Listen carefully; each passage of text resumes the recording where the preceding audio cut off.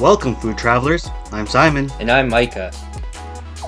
In this episode, we stay on the coast of Cambodia and we actually head over to a place called Sihanoukville. Actually, a lot of Cambodians, they know this place as Kampong Speau, but the kind of newer name that they call it now is Sihanoukville. And this is actually located on the southwest corner of the country. And it's about, I would say, 215 kilometers or about 133 miles away from the capital city of Phnom Penh. And the city was actually named in honor of Norodom Sihanouk, and he was the king over from Cambodia, so it's kind of a way to honor him. And actually what you see at this beginning part, Micah, is the statue of Pretong and Nek Nieng. It's the largest actually copper statue in Cambodia. It actually weighs about 60 tons and stands about 21 meters high. And is he the king or emperor at the time? The statue itself is not of the king itself. That one is just kind of more of a representative of the time during that era before him. But the city itself was named after the king. Okay, and then where do you guys go afterward? What's this beach? This is actually Otres Beach is one of the areas that we actually ended up stopping by, and Otres Beach is actually where a lot of the locals go. And the spot here where you saw this kind of little walkway and everything, that is Otres Beach, and that one is actually more of the kind of tourist area, so you'll find a lot more tourists there than over at Otres Beach. So what are some of the things that you can do here? Can you go swimming, or like are there boats and stuff that, or jet skis or anything like that? Yeah, it's kind of those usual kind of water activities. You can rent jet skis and paddle boats, stuff like that if you wanted to. Of course, you can always just run into the water itself.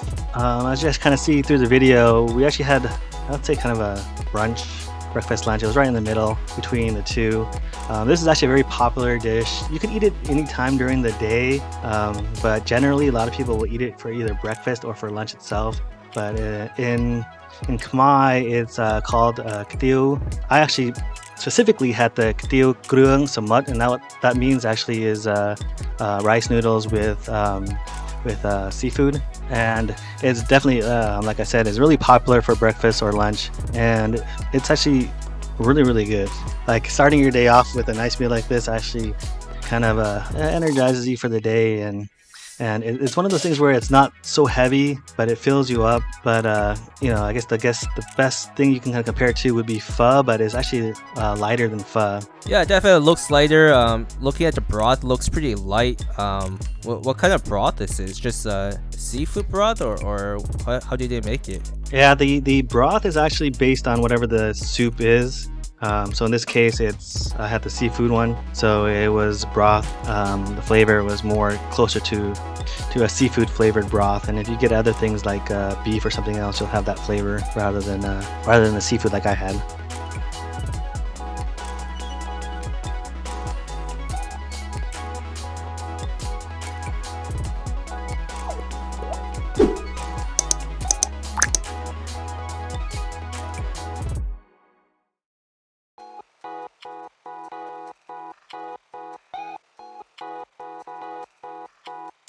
And then moving on here, I'm seeing like a market. What kind of market is this? It looks like it's like a flea market or something. Like the best I would describe this would be kind of your local market.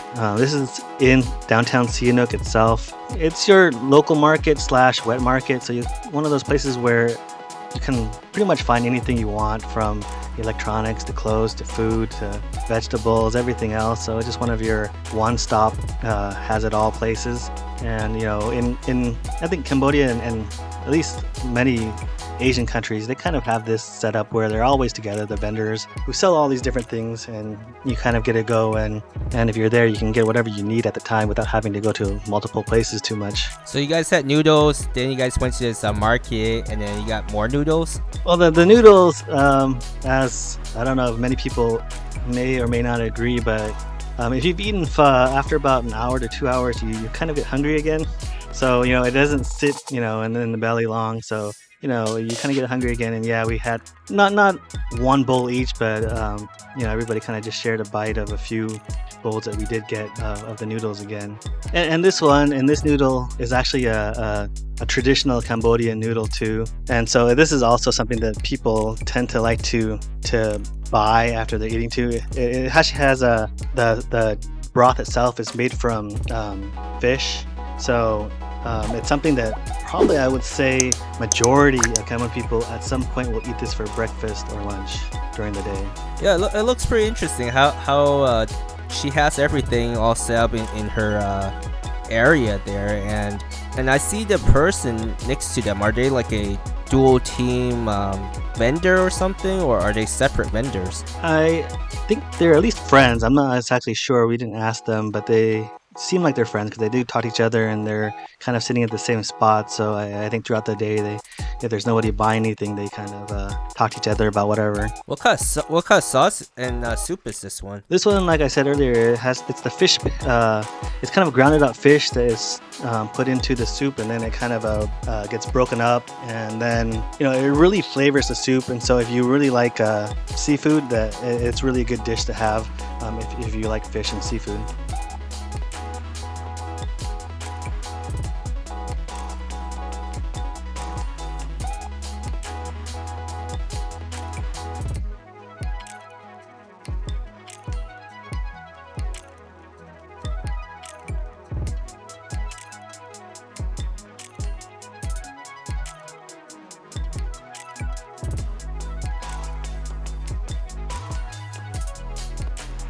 Are those duck eggs or like boiled eggs or something? It looks like you guys are clearing her out with all the eggs you guys are buying. Actually, yeah, we actually did. We kind of have a soft spot for more older people in Cambodia, and we actually wanted her to kind of sell out her inventory as much as we could and let her kind of go home and relax. And so we actually ended up buying all those eggs, and it's pretty much just a regular kind of boiled eggs. What they do is they actually put a hole in the top of the egg, and then they pour all the egg out and they mix it back up, and they add different ingredients into it, and they pour it back into the egg, and then they steam it up. And so then when you open it up, it keeps that egg shape, but it's not like a hard-boiled egg like you would think it would be. But it's really good, and it's one of those foods where it's a great street food. It's a nice snack, and so if you're really hungry but you don't want something that's so heavy and you want something to tide you over, it's one of those snacks that's really great for doing that. Wow, looks like you guys have mantis shrimp too.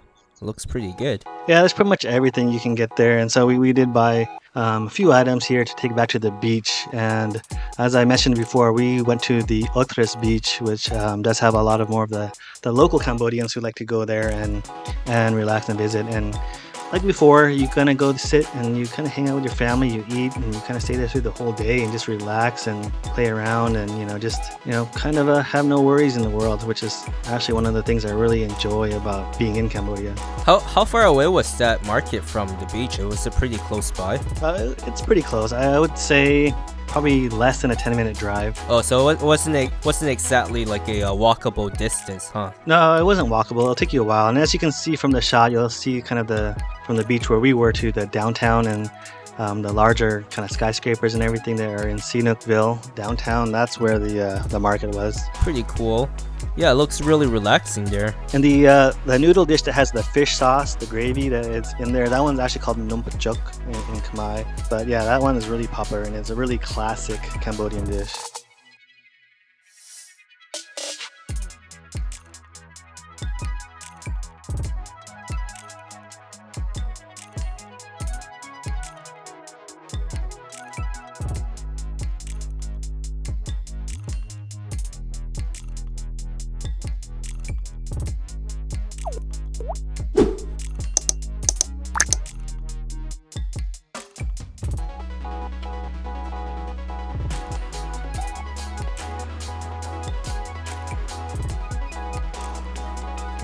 Nice sunset too, probably better than Hawaii, huh? Yeah, Cambodian sunsets are gorgeous. It's, the beaches are kind of underrated, I think. They're getting a little bit more busy now than what I remember in the past, but, they have these nice white sandy beaches at areas, and it's just really, really beautiful.